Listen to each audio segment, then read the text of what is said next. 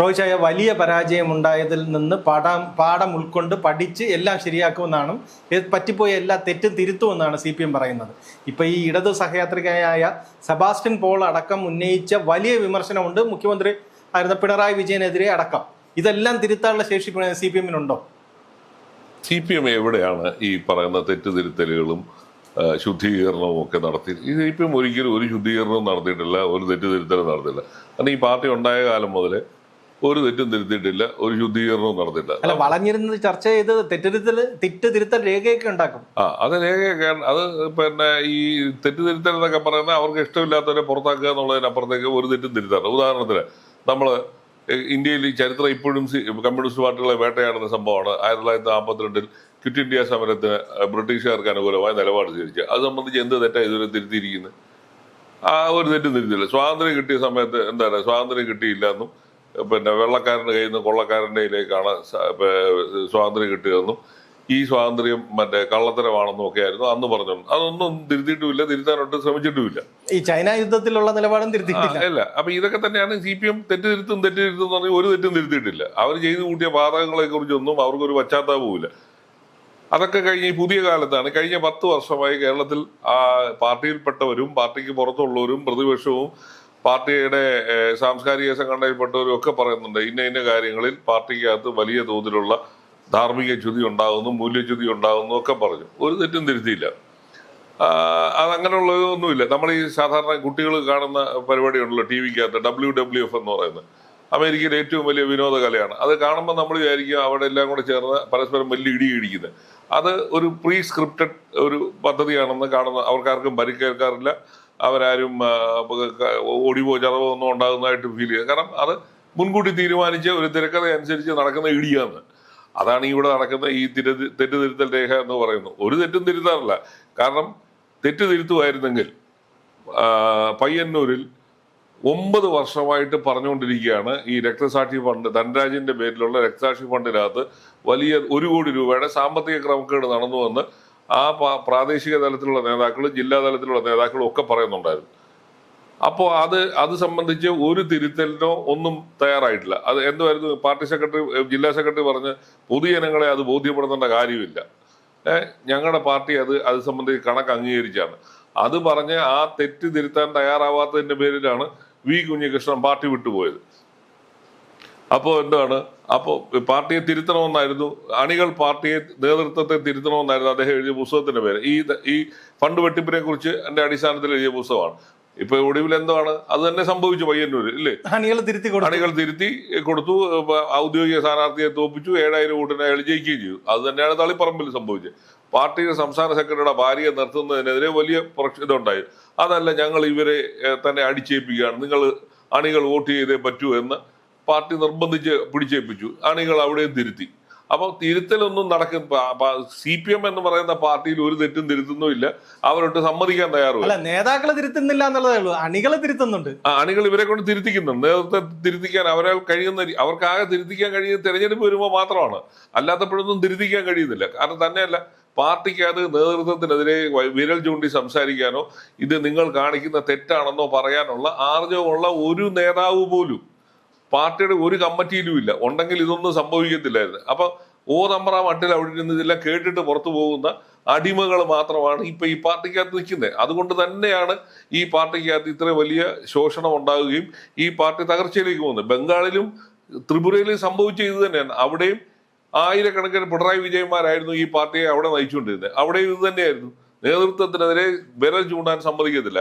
അവിടെ നേതാക്കളും ഒരു സംഘം മാഫിയകളുമാണ് ഭരണം നടത്തി. ഇവിടെ അത് തന്നെ ഈ 10 കൊല്ലം കണ്ടതല്ലേ നമ്മള്. വികസനം മറ്റേതെന്നൊക്കെ പറഞ്ഞിട്ട് ഒരു തരത്തിലുള്ള സുതാര്യമായ ഒരു പദ്ധതി നടപ്പാക്കുന്നത്.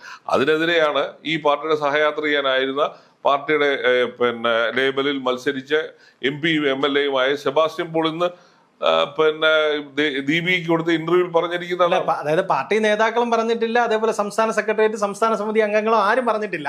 ഇപ്പൊ ആദ്യമായിട്ടൊരു വിമർശനം, പിണറായി ഒന്ന് വിമർശിക്കാനെങ്കിലും ധൈര്യം കാണിച്ചത് സെബാസ്റ്റ്യൻ പോളാണ്. സെബാസ്റ്റ്യൻ. അത് കാരണം എന്താണ്, പുള്ളിക്ക് ഇപ്പോൾ പാർട്ടിയുടെ കെട്ടുപാടുകളൊന്നുമില്ല. അദ്ദേഹത്തിന്റെ പാർട്ടി 2009 ശേഷം യാതൊരു തരത്തിലുള്ള പാർലമെന്ററി ചുമതലകൾ കൊടുത്തിട്ടില്ല. അദ്ദേഹം എഴുതിയിരിക്കുന്ന എവിടെയാണ്, ഒരു ഭരണാധികാരിക്ക് ചേരാത്ത തരത്തിലുള്ള ഭാഷാ പ്രയോഗങ്ങൾ നടത്തുക, നികൃഷ്ട ജീവി, ഡാഷ്മോനെ, ചെറ്റ, പരനാറി, ഇങ്ങനൊക്കെ പറഞ്ഞ് അതിനൊക്കെ എതിരായിട്ടുള്ള വിധിയെഴുത്ത് എന്നാണ് അദ്ദേഹം പറഞ്ഞത്. നികൃഷ്ട ജീവി മുതൽ ഡാഷ്മോൻ വരെ പൊതുസമൂഹത്തിന് അസ്വീകാര്യമായ നിരവധി കാര്യങ്ങൾ പിണറായിക്കെതിരെ വോട്ട് ചെയ്യാൻ എന്നെ പ്രേരിപ്പിക്കുന്നുണ്ട്. അപ്പൊ അങ്ങനെ ഈ പാർട്ടിയുടെ സഹയാത്രികനായ ഒരാൾ പോലും അത് അത്രയും വരെ പറയാൻ തയ്യാറായി. ഈ പാർട്ടിയുടെ ചുമതലകളിൽ ഇരിക്കുന്ന അല്ലെങ്കിൽ നേതൃസ്ഥാനത്തുള്ളവരാരും തന്നെ പിണറായിയോട് ഇതൊന്നും പറഞ്ഞിട്ടേ ഇല്ല. നിങ്ങൾ കാണിക്കുന്ന തെറ്റാണെന്ന് ഒരാളെങ്കിലും പറഞ്ഞിട്ടുണ്ടെങ്കിൽ ഒരുപക്ഷെ അങ്ങനെ തിരുത്താൻ തയ്യാറാവുമായിരുന്നു. രാജാവിന്റെ മുഖത്ത് നോക്കി പറയാനുള്ള ധൈര്യമാണ് ഈ കൂട്ടർക്ക് ഇല്ലാതെ പോകുന്നത്. എന്നിട്ട് പുറത്തിറങ്ങി വലിയ ന്യായങ്ങൾ പറയും, ഞങ്ങളുടെ പാർട്ടി തിരുത്തുമെന്ന്. ആരും തിരുത്താൻ തയ്യാറാകുന്നില്ല. തിരുത്തണമെന്ന് അദ്ദേഹത്തോട് ആവശ്യപ്പെടുന്നുമില്ല. ഈ 10 വർഷവും അതിനു മുമ്പ് അദ്ദേഹം 16 വർഷം ഇരുന്ന സമയത്തും അദ്ദേഹം ഏകാധിപത്യ പ്രവണതയിലൂടെ ചെയ്യുന്ന കാര്യങ്ങൾ ശരിയല്ല എന്ന് ഒരു കുഞ്ഞു പോലും പറഞ്ഞിട്ടില്ല. ഒരു പക്ഷെങ്കിൽ പറഞ്ഞിരുന്നെങ്കിൽ, കൃത്യമായ വിമർശനം ഉണ്ടായിരുന്നെങ്കിൽ അദ്ദേഹം തെറ്റിതിരുത്തുമായിരുന്നു. അത് കാരണം പാർട്ടിക്കകത്ത് ജനങ്ങളുടെ ഇതിനെതിരാണെന്ന് അറിഞ്ഞാൽ ന്യായമായ രീതിയിൽ നേതാക്കൾ അതിന് കീഴ്പ്പെട്ടു പോവുകയാണ് പതിവുള്ളത്. ഇവിടെ അതൊന്നും ആരും പറയുന്നില്ല. അദ്ദേഹത്തിന്റെ പെട്ടിയെടുപ്പുകാരായിട്ടും അദ്ദേഹത്തിന്റെ മുമ്പിൽ വാമൂടി കെട്ടി നിൽക്കുന്ന വായിക്കുന്നില്ലപ്പന്മാരായിട്ട് നിൽക്കുന്നോണ്ടാണ്, വായില്ല കുന്നിലപ്പന്മാരായിട്ട് നിൽക്കുന്നോണ്ടാണ് ഈ പ്രശ്നം. ഒരാൾ പോലും നേതൃത്വത്തിന്റെ വഴിപിഴച്ച നയങ്ങളെക്കെതിരായിട്ട് സംസാരിക്കാൻ തയ്യാറാവുന്നില്ല. അപ്പോൾ മാത്രമേ നേതൃത്വത്തിനകത്ത് ശുദ്ധീകരണവും തെറ്റിതിരുത്തലും ഉണ്ടാവത്തുള്ളൂ. അത് ഇതുവരെ നടന്നിട്ടേ ഇല്ല. ഇനി ഒട്ട് നടക്കാനുള്ള സാധ്യത കുറവാണ്. അതാണ് ഇപ്പൊ ഈ സന്ദർഭങ്ങൾ സൂചിപ്പിക്കുന്നത്. ഇപ്പം സെബാസ്റ്റ്യൻ പോളിന് പോലും ഇത് പറയാനുള്ള ഒരു സാഹചര്യം ഉണ്ടായത് ഈ തെരഞ്ഞെടുപ്പിലെ കനത്ത തോൽവിയുണ്ടാകും. അദ്ദേഹം അതിനു മുമ്പ് കാര്യമായിട്ടൊരു വിമർശനമൊന്നും ഉയർത്തിയിരുന്നില്ല. കാരണം ഈ നേതൃത്വത്തോട് ഒരു ഇടതുപക്ഷ സഹയാത്രി എന്നുള്ളതിൽ അദ്ദേഹം പലതും ഇത്ര തുറന്നല്ലെങ്കിൽ പറയാതെ പലതും പറയാൻ ശ്രമിച്ചിട്ടുണ്ട്. പക്ഷേ ഈ ശബ്ദമില്ലാത്തവരുടെ ശബ്ദമായി മാറാൻ പോലും കഴിഞ്ഞിട്ടില്ല. ഈ പാർട്ടിയുടെ ഭാഗമായി നിന്ന ഒരാളെന്നുള്ള നിലയിലാണ് അദ്ദേഹം ഇപ്പോഴും ഇത് പറയുന്നത്. ഈ CPM നശിച്ചു പോകണമെന്നല്ല പറയുന്നത്. ഈ പാർട്ടിക്കകത്ത് പിണറായി വിജയൻ ചെയ്ത നിയമവിരുദ്ധമായതും പിണറായി വിജയന്റെ ധാർഷ്ട്യവും അവസാനിപ്പിക്കണമെന്നാണ് പറയുന്നത്. സാധാരണ പാർട്ടി പ്രവർത്തകർക്ക് അത് അംഗീകരിക്കാൻ കഴിയാത്ത രീതിയിലേക്കാണ് പോകുന്നത്. ഏറ്റവും സീരിയസ് ആയിട്ട് പറഞ്ഞിരിക്കുന്ന 2-3 കാര്യങ്ങളുണ്ട്. അത് നമ്മൾ കാണേണ്ടതാണ്. അദ്ദേഹം പറഞ്ഞിരിക്കുന്ന ഒരു കാര്യം എന്ന് പറയുന്നത്, ഭരണവിരുദ്ധ വികാരമാണ് തിരഞ്ഞെടുപ്പിൽ പ്രതിഫലിച്ചെന്ന വിലയിരുത്തൽ ശരിയായ കാരണം കണ്ടുപിടിക്കുന്നതിനുള്ള വൈമനസ്യത്തിന്റെ സൂചനയാണ്. LDFനെ ചവിട്ടിക്കൂട്ടി ഷെഡിലാക്കാൻ മാത്രമുള്ള ഭരണവിരുദ്ധ വികാരം കേരളത്തിൽ പ്രകടമായിരുന്നില്ല. വിരോധം പിണറായിയോടായിരുന്നു. ധാർഷ്ട്യം എന്ന ഒറ്റ വാക്കിൽ എതിരാളികൾ പിണറായിയുടെ വ്യക്തിത്വത്തെ ഒതുക്കി. ജനാധിപത്യത്തിലെ ഭരണാധികാരിക്ക് ചേർന്ന പദസൃഷ്ടിയല്ല പിണറായി വിജയൻ നടത്തിക്കൊണ്ടിരുന്നത്. നികൃഷ്ട ജീവി മുതൽ ഡാഷ്മോൻ വരെ പൊതു അസ്വീകാര്യമായ കാര്യങ്ങൾ പിണറായിക്കെതിരെ വോട്ട് ചെയ്യാൻ എന്നെ പ്രേരിപ്പിക്കുന്നുണ്ട്. മുഖ്യമന്ത്രിക്ക് ചങ്ക എത്ര എന്ന് നോക്കിയല്ല ആൾക്കാർ വോട്ട് ചെയ്യാൻ ഒരു പൗരൻ ആലോചിക്കുന്നത്. ആശ്രയിക്കാവുന്ന ഭരണാധികാരിക്ക് വേണ്ടിയാണ് താൻ വോട്ട് ചെയ്യുന്നതെന്ന് മാത്രമാണ് അയാൾ ആലോചിക്കുന്നത്. അപ്പോൾ ഒരു ഭരണാധികാരി എന്നുള്ള നിലയിൽ തികഞ്ഞ ധാർഷ്ട്യത്തോടു കൂടിയാണ് പൊതുസമൂഹത്തോട് പെരുമാറിയിരുന്നു ഒരു വലിയ വിമർശനമാണ് വരുന്നത്. അതുപോലെ തന്നെ അദ്ദേഹം സെബാസ്റ്റ്യൻ പോൾ വേറൊരു കാര്യമുണ്ട്. മൈക്ക് ഓപ്പറേറ്ററെ ചീത്ത വിളിക്കുക, സ്വാഗതം പ്രസംഗിക്കാൻ വരുന്നവരെ ഭീഷണിപ്പെടുത്തുക, സഖാവെ എന്ന് വിളിച്ചൊരു ചോദ്യം ചോദിക്കാൻ ശ്രമിക്കുന്നവരോട് പറയുക, നീ നിന്റെ വീട്ടിൽ പോയി ചോദിച്ചാൽ മതി എന്ന് പറയുക. അപ്പൊ ഇത്തരത്തിലുള്ള ധാർഷ്ട്യമാണ് പൊതുസമൂഹത്തോടും സാധാരണ പാർട്ടി പ്രവർത്തകരോടും ഒക്കെ കാണിച്ചുകൊണ്ടിരുന്നത്. അപ്പൊ അതുകൊണ്ട് എന്താണ്, ജനം പെർമനന്റായിട്ട് വീട്ടിൽ ഇരുത്താനുള്ള ഒരു വിധി കൊടുത്ത് ഇരുത്തിരിക്കുകയാണ്. ഇപ്പൊ ഈ ദിവസങ്ങളിൽ പോലും നമ്മൾ ഉദ്ദേശിക്കുന്ന പോലെ ഒരു തരത്തിലുള്ള തെറ്റുതിരുത്തൽ ഈ പാർട്ടിക്കകത്ത് നടത്താനോ അല്ലെങ്കിൽ നടത്താൻ സമ്മതിക്കുകയോ ഇല്ല. കാരണം എന്താണ്, ഇതിപ്പോ ഒരു വലിയൊരു സംഘം സ്ഥാപിത താല്പര്യക്കാരുടെ കയ്യിലാണ് ഇരിക്കുന്നത്. അവരെ G. സുധാകരനെ പോലുള്ളൊരു അത്തരക്കാരെ വിളിക്കുന്ന ക്രിമിനൽ വൽക്കരണം എന്നാണ് പാർട്ടികൾ, അല്ലെങ്കിൽ മാഫിയ എന്നാണ് പറയുന്നത്. അപ്പൊ ഈ മാഫിയയുടെ കയ്യിൽ ഇരിക്കുന്ന ഒരു പാർട്ടി ഏത് തരത്തിലുള്ള തെറ്റാ തിരുത്തുന്നത്? ഏതെങ്കിലും മാഫിയകൾ തെറ്റ് തിരുത്താറുണ്ടോ? പയ്യന്നൂരിൽ ധനരാജന്റെ ഫണ്ട് വെട്ടിച്ചു എന്ന് ഇനി പാർട്ടി സമ്മതിക്കുമോ?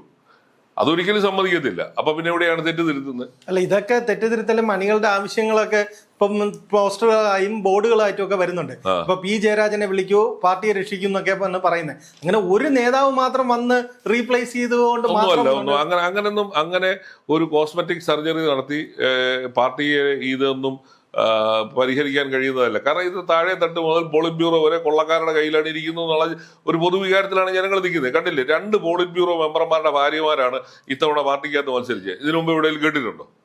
നിങ്ങൾ കോൺഗ്രസിനെതിരെയും മറ്റു പാർട്ടികൾക്കെതിരെയും പറഞ്ഞുകൊണ്ടിരുന്നത് എന്തുവാണ്? മക്കളും ഭാര്യമാരും പിന്നെ വീട്ടിലെ വേലക്കാരി വരെ മത്സരിക്കുന്നത്. അത് തന്നെയല്ലേ ഇവിടെ നടക്കുന്നത്. നിങ്ങളുടെ പാർട്ടിയുടെ സംസ്ഥാന സെക്രട്ടറിയുടെ ഭാര്യയെ നിർത്തി ജയിപ്പിക്കണമെന്നാണ് അണികളോട് ആവശ്യപ്പെടുന്നത്. അതിനെ എതിർത്തതിന്റെ പേരിലാണ് ടി.കെ. ഗോവിന്ദൻ പുറത്തു പോയത്. അവിടെ ആ പാർട്ടിക്കകത്ത് വേറെ സ്ത്രീകളാരും ഇല്ലാഞ്ഞിട്ടാണോ? പാരമ്പര്യമുള്ളവരാരും ഇല്ലാഞ്ഞിട്ടാണോ? അപ്പൊ നിങ്ങൾ അടിച്ചേൽപ്പിക്കുന്നവരെ ഞങ്ങൾ ചുമന്നോണമെന്നാണ് അണികളോട് പറയുന്നത്. എന്നിട്ട് പിന്നെ എവിടെയാണ് തെറ്റുതിരുന്നത്? ഈ തെറ്റുണ്ടാകുന്നതിനെതിരായിട്ടാണ് ആൾക്കാർ ആദ്യമേ സംസാരിച്ചുകൊണ്ടിരുന്നത്. ഈ ടി.കെ. ഗോവിന്ദൻ ഉൾപ്പെടെയുള്ളവര് പാർട്ടിക്കകത്ത് ഈ പാർട്ടി സംസ്ഥാന സെക്രട്ടറിയുടെ ഭാര്യയെ സ്ഥാനാർത്ഥിയാക്കരുതെന്ന് ആവശ്യപ്പെട്ടതാ. അപ്പൊ എന്താണ്? അത് സമ്മതിക്കാതെ പിന്നെ വിമത ശബ്ദങ്ങളെ ചവിട്ടി ഒതുക്കുകയും എന്റെ പ്രതിഷേധിച്ചാണ് അയാൾ പുറത്തുപോയി. ഇനി തെരഞ്ഞെടുപ്പ് കഴിഞ്ഞിട്ട് ഇനി ഏത് തെറ്റാ തിരുത്താൻ പോകുന്നു? നിങ്ങളൊരു തെറ്റും തിരുത്തിയായിട്ടില്ല. ഞാനതാ പറഞ്ഞേ, മാച്ച് ഫിക്സിങ് പോലെ ചില കഥകൾ പറയും. അതാണ് നടന്നുകൊണ്ടിരിക്കുന്നത്. ഞങ്ങൾ തെറ്റ് തിരുത്തും. ഏത് കാര്യത്തിലുള്ള തെറ്റാ തിരുത്തിയിരിക്കുന്നത്?